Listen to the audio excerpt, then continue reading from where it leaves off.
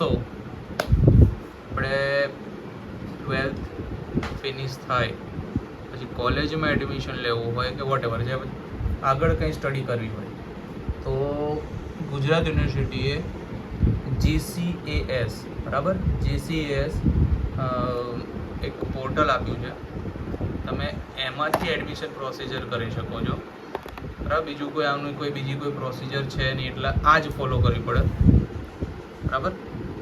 તેમાં શું કરવું કેવી રીતના કરવું એની તમને અહીંયા થોડી ઇન્ફોર્મેશન આપવાની કોશિશ કરીશું. GCAS એમાં આપણે જઈશું. જે લોકોએ અપ્લાય ના કર્યું એને કેવી રીતના અપ્લાય કરવું તમને બતાવી દઉં. અહીંયા અપ્લાય ના ઉપર જવાનું, આ જગ્યાએ તમને બતાવી દઈશ. હું થોડી સ્ક્રીન નાની કરીશ તો તમે જોઈ શકો. અપ્લાય ના ઉપર જવાનું બરાબર.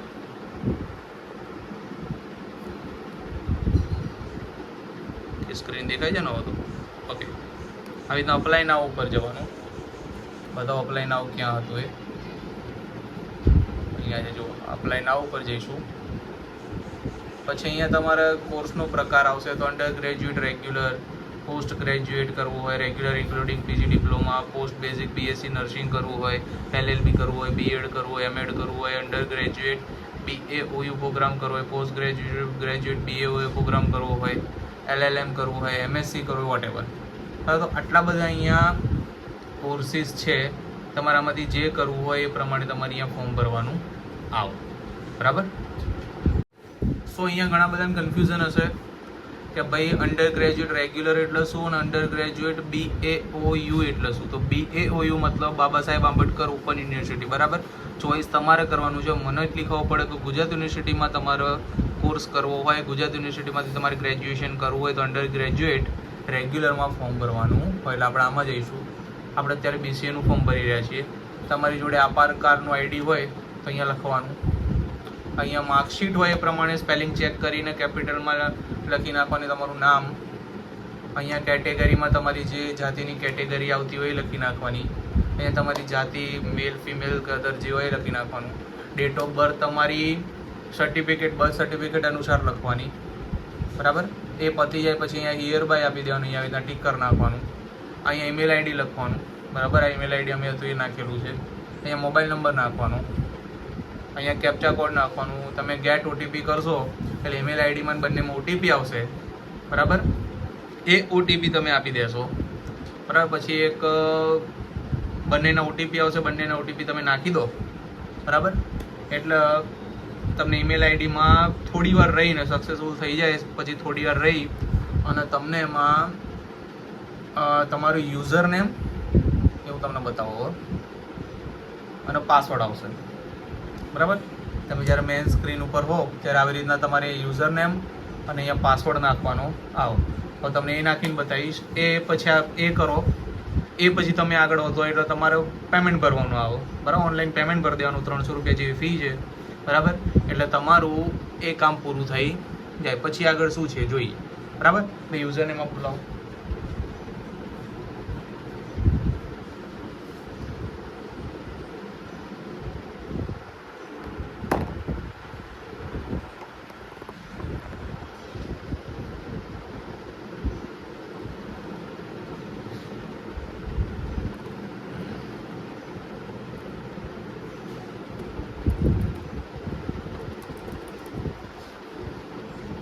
સાઈટ ચોંટ છે.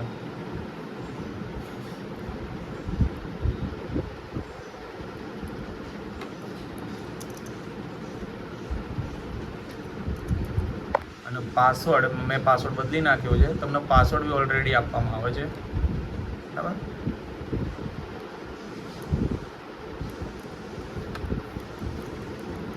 આ બધું પૂછશે તમારે શું કરવાનું છે બરાબર. વળી પાછું આપણે ચેક કરી નાખવાનું તમારે જે ભરવાનું હોય. પછી મેં પાસવર્ડ બદલી નાખ્યો છે. તમે લોકો ના બદલો તો તમને પાસવર્ડ ઈમેલ આઈડીમાં આવી જશે. વાર લાગશે, 2-5 મિનિટ થાય છે ઘણી વખત પણ આવી જાય છે. પછી આ નવો પાસવર્ડ બી આવી ગયો અને તમે પાસવર્ડ ચેન્જ કરશો એટલે તમે રજિસ્ટર ઈમેલ આઈડી કર્યું છે એમાં વળી પાછો પાસવર્ડ અને યુઝર નેમ પણ વળી પાછો એ લોકો તમને મોકલી ત્યાં છે બી 5-10 મિનિટમાં આવી જાય. એટલે ટેન્શન લેવાનું નહીં. આ નીચે કેપ્ચા કોડ ઉપર ખાસ ધ્યાન આપવાનું. 82 થાય ને. અને આવી રીતના અહીંયા સાઇન ઇન કરવાનું.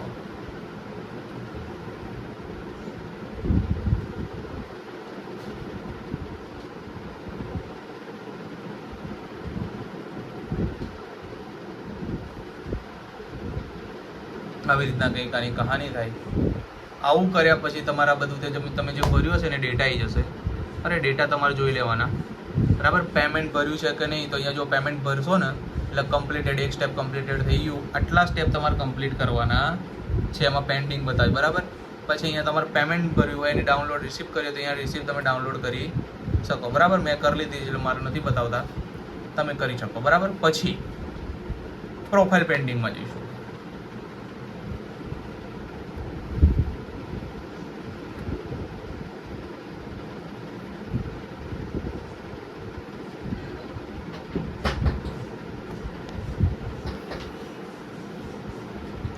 પછી આપણે પ્રોફાઇલ પેન્ડિંગમાં જઈશું. પછી આવી રીતના અહીંયા આવશો એપ્લિકેશન ડિપાર્ટમેન્ટમાં, એટલે એપ્લિકેન્ટ્સ પ્રોફાઇલ આવશે. એ પ્રોફાઇલમાં, બરાબર, પ્રોફાઇલમાં તમારે આટલા ડેટા ભરવાના આવશે. બહુ ધ્યાનથી ભરવા.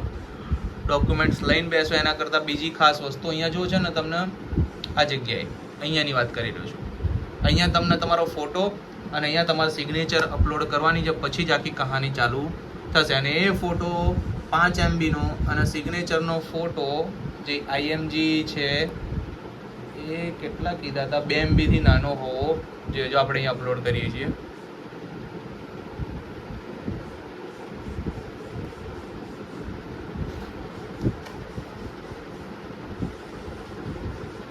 આવી રીતના સક્સેસ લખીને આવી જશે. તમે તમારી ફાઇલ અપલોડ કરશો એટલે આવી રીતના આવી જશે, બરાબર. પછી તમારે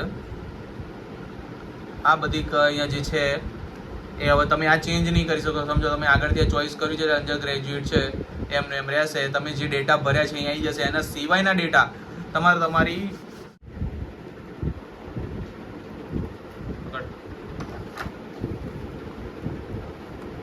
આવી રીતે તમને બધી ડિટેલ પૂછશે.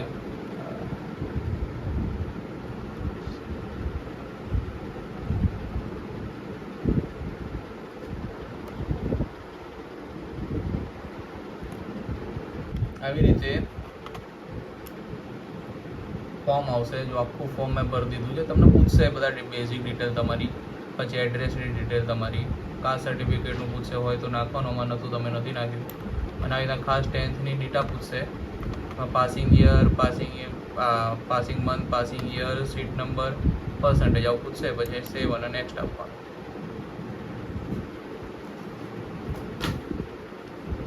આવું સક્સેસ આવી જાય રમો.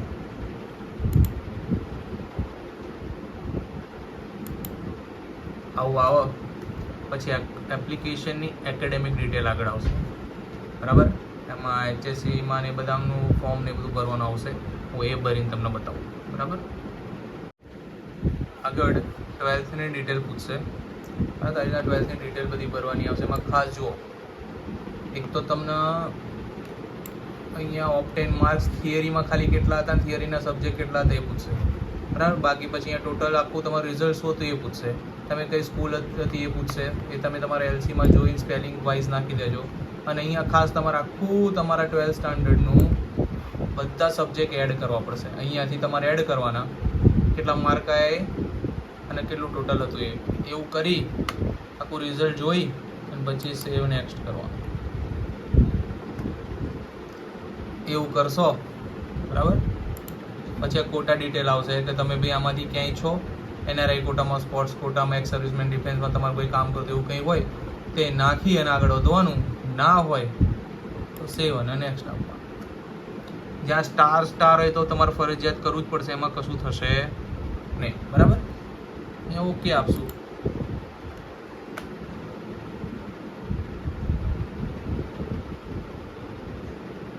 આવી રીતના યુનિવર્સિટીનું નેમ ને એવું બધું પછી તમને આગળ આવશે. હું ભરીને તમને સમજાવું, બરાબર. અહીંયા પછી તમે આગળ જશો, એપ્લિકેશન ચોઇસ ડિટેલમાં આવશે. તમારે અહીંયા જે યુનિવર્સિટીમાં કરો, કે અહીંયા કડી યુનિવર્સિટી છે, GTU છે, Gujarat university, Hemchandracharya university, institute of the teacher education, પછી ક્રાંતિગુરુ, શ્યામ કૃષ્ણ વર્મા, તમારે જે બી આમાં ચોઈસ કરો. આ બહુ બધી યુનિવર્સિટી છે આમાં, બરાબર. અમારે તો ગુજરાત યુનિવર્સિટીમાં લેવું છે એટલે અમે ગુજરાત યુનિવર્સિટી ફિલ કર્યું. અહીંયાથી પછી જે કોર્સ કરે બધો કોર્સ આવી જશે, તમારે સ્ક્રોલ કરીને ચેક કરી લેવાનું. ડિસ્ટ્રિક્ટ નેમ, અહીંયા તમારે કોઈ એક સ્પેશિયલ ડિસ્ટ્રિક્ટમાં જ એડમિશન જોઈએ છે, બધામાંથી જ ચાલશે, તો અમે તો બધું અહીંયા ચોઈસ કર્યું છે. ઇન્સ્ટિટ્યૂટ ટાઈપ તો ગવર્મેન્ટ જોઈએ છે, રેગ્યુલર જોઈએ છે, હાયર પેમેન્ટવાળી જોઈએ છે, સેલ્ફ ફાઇનાન્સ જોઈએ છે, ડિસ્ટન્સ મોડવાળી જોઈએ છે. ડિસ્ટન્સ મોડ એટલે કે તમે ડાયરેક્ટ કરે, એક્સટર્નલ જોઈએ છે, ઓટોનોમસ જોઈએ છે, કઈ તો અમે તો ભાઈ અહીંયા બધી આપી છે, બરાબર. આવું થાય પછી અહીંયા કરીશું સર્ચ, એટલે પછી અહીંયા ખુલશે લિસ્ટ, બરાબર. જો જે કોલેજના ઓપ્શન્સ અવેલેબલ છે અહીંયા નીચે બતાવશે. આપણે જોઈશું, ફિલ કરીશું, બરાબર. તો અહીંયા સેન્ટ ઝેવિયર્સ કોલેજ BCA ની બતાવી છે. કોમ્પ્યુટર એપ્લિકેશન, સેલ્ફ ફાઇનાન્સ છે. એક્ઝામ ઇંગ્લિશમાં આપવાની આવશે. એજ્યુકેશન મોડ તો કોઈ જવું જ પડશે ત્યાં, અને ત્યાં જ નૂનની શિફ્ટ છે, આવું અહીંયા બતાવી, બરાબર. તો આપણે જોઈશું અને આને આપણે આમ એડ કરીશું. આપણે એડ કરી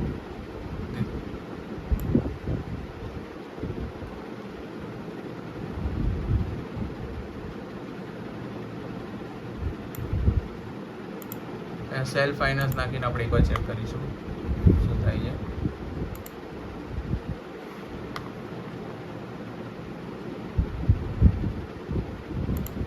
આપણે અમદાવાદ નાખીને ચેક કરીશું શું થાય, જોઈશું.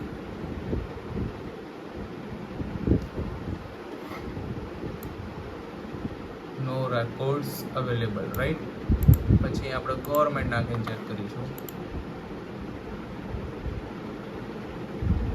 ગવર્મેન્ટમાં પણ કંઈ ડેટા આવતા નથી. પછી ગવર્મેન્ટ એડ રેગ્યુલેટર નાખીને ચેક કરીશું, એ પણ આવતું. ગ્રાન્ટવાળી હતી એમાં બી નથી. સેલ્ફ ફાઇનાન્સ નાખીને જોઈ,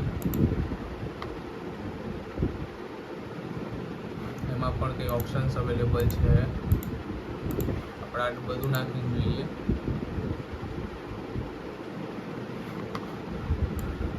તો આવી રીતના કંઈક આપણે અપ્લાઇડ ફોર ધ વન કર્યું છે, બરાબર. જોઈએ આગળ શું થાય છે.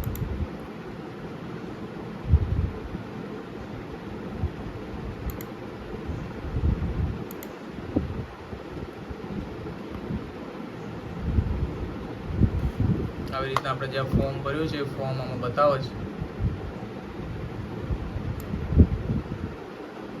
બરાબર. પર્સનલ ઇન્ફોર્મેશન જે હતી એ, એડ્રેસ હતું એ આ ભર્યું તે પ્રમાણે.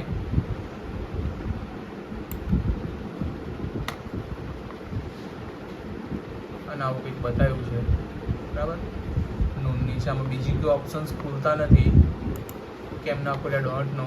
ફરી પાછું હમણાં થોડી વાર ટ્રાય કરીશું. જો આમાં બીજી કોલેજો બતાવતા હોય તો સારી વાત છે. ભાઈ તું વાંચી લે, આ બધું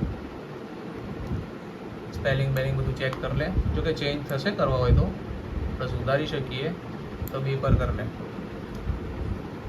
બ્રહ્મભટ્ટ, પ્રિયાંશ, અનિલ કુમાર તો બરાબર. મમતાબેન બરાબર છે. જેન્ડર મેલ, કેટેગરી બરાબર. અને મોબાઈલ નંબર બધું ચેક બરાબર છે, જોઈ લે.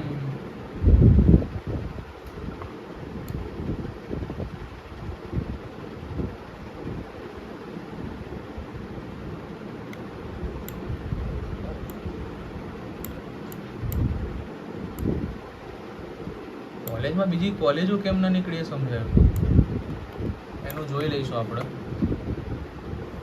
I hereby declare that all the details indicated in the form are correct based upon knowledge and the beliefs. Aware of the CS is only registered for admission is subject to the rules and eligibility formed by the respective state. I also acknowledge that the decision of an university college regarding my admission shall be final and I shall abide by it.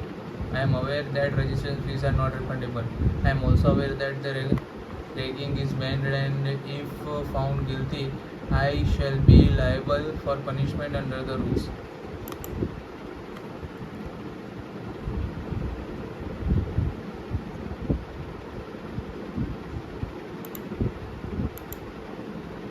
આવી રીતના આપણે ભરી દીધું છે, બરાબર.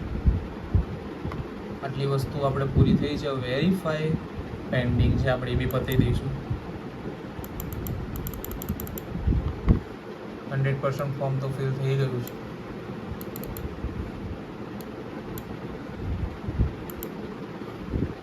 Verification થઈ રહ્યું નથી.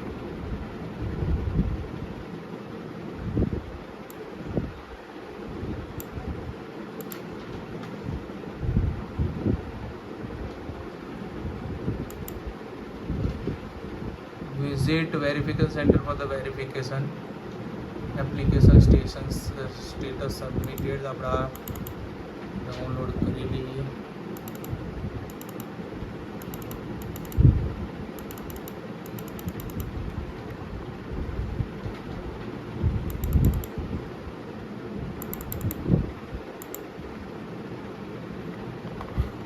ડાઉનલોડ થયું છે એપ્લિકેશન ફોર્મ ડાઉનલોડ થયું.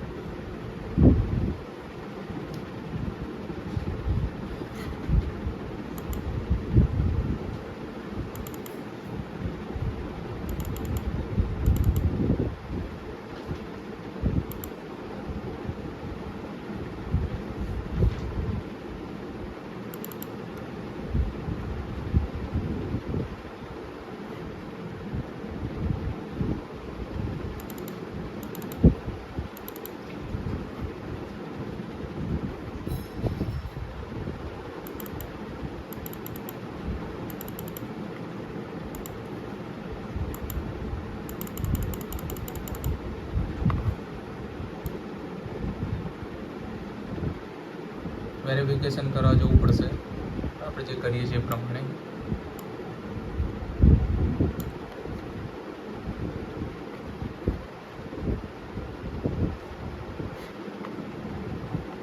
આપણે ચેક કરીશું કે આ ચેન્જ થાય છે કે નહીં, ચોઇસીસ ને બધું.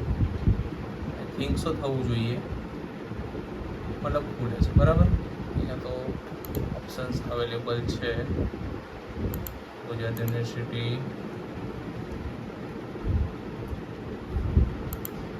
BCA, Gandhinagar, all search.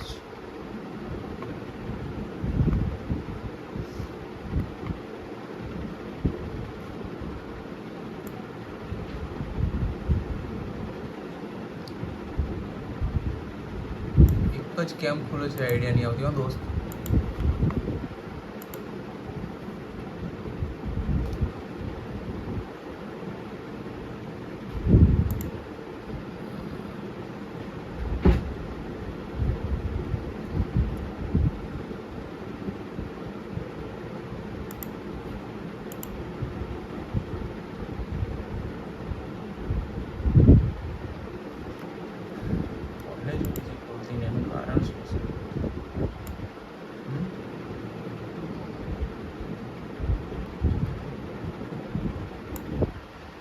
આના માટે એકવાર ફિલિંગ સેન્ટરવાળા જોડે જઈએ.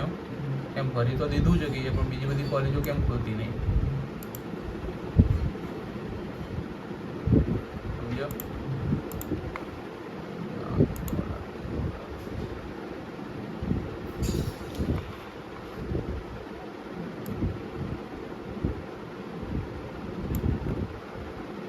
આવી રીતે 100% પૂરું થયું બરાબર. પાછળથી તમે આ બધું ચેન્જ કરી શકો.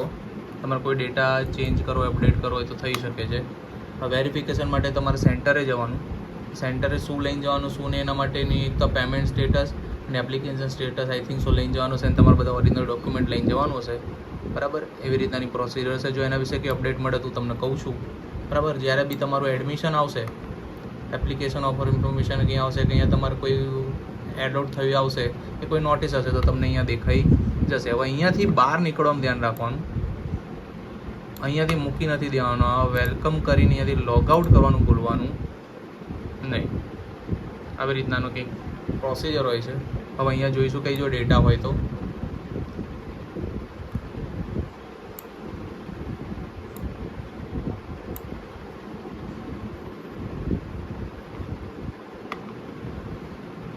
બધું છે કંઈક આમાં આપેલું મેં તમને બતાવ્યું. અને અહીંયા કોઈ બહુ ઇન્ફોર્મેશન એના વિશેની છે નહીં. તો બી આપણે હોમમાં જઈને જોઈશું કે એમના એપ્લિકેશન સેન્ટર છે કે નહીં.